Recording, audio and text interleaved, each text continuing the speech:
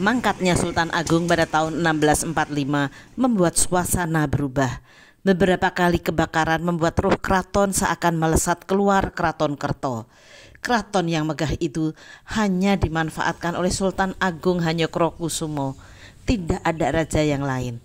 Sebelum dilanjutkan, subscribe kanal ini lebih dulu, like, komen, dan share agar kanal ini bisa terus mengunjungi dengan informasi menarik lainnya.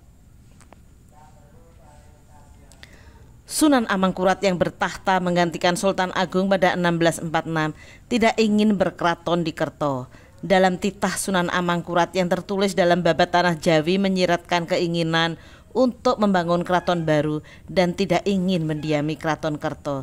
Ia bahkan memerintahkan rakyat membuat batu bata untuk membangun kota Pleret, dan perpindahannya juga tidak jauh, hanya sekitar 1,5 kilometer dari Kerto. Di Pleret inilah kemudian dibangun istana yang besar yang dikelilingi air, membuat Pleret menjadi kota yang ramai dan megah. Memiliki masjid yang besar, alun-alun, dan juga danau besar bernama Segoroyoso. Bendungan yang sejatinya sudah disiapkan dan dibangun di masa akhir Sultan Agung.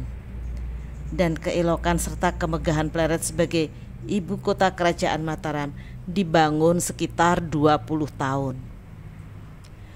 Kesenangan duniawi Amangkurat I tersirat dengan banyaknya selir di sekitarnya. Segala yang diinginkan harus diikuti dan terlaksana. Kisah Ratu Malang dan Roro Hoyi menjadi cerita yang acap dituturkan sebagai bukti kesewenang-wenangan sang raja dan kesenangan duniawi akan perempuan. Sebuah kisah hitam yang mewarnai perjalanan kerajaan Mataram. Konflik internal dengan kerabat termasuk dengan putra mahkota yang kemudian mengundang dan memanfaatkan tangan Trunojoyo dari Madura akhirnya menghancurkan kekuasaan Sunan Amangkurat I.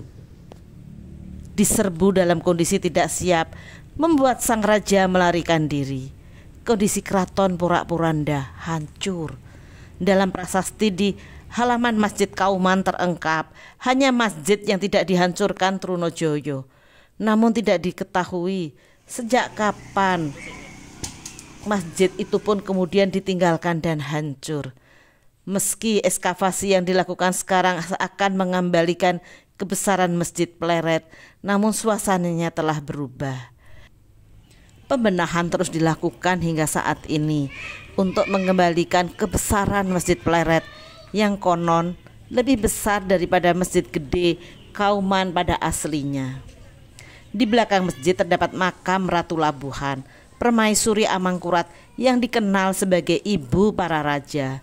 Dari permaisuri inilah kelak keturunannya menjadi raja-raja Mataram. Mengenai Ratu Labuhan bisa diikuti dengan mengikuti link yang ada di dalam deskripsi. Sementara dari Keraton Pleret, Amangkurat lari ke makam Raja Imogiri. Kemudian ia melarikan diri ke Tegal. Namun usia sepuh dan kondisi fisik yang keletihan membuatnya Raja Mataram ini akhirnya mangkat di dalam perjalanan dan dimakamkan di kota Tegal. Sebelum mangkat, Sunan Amangkurat I sempat menyerahkan pusaka dan tahtanya kepada putra mahkota.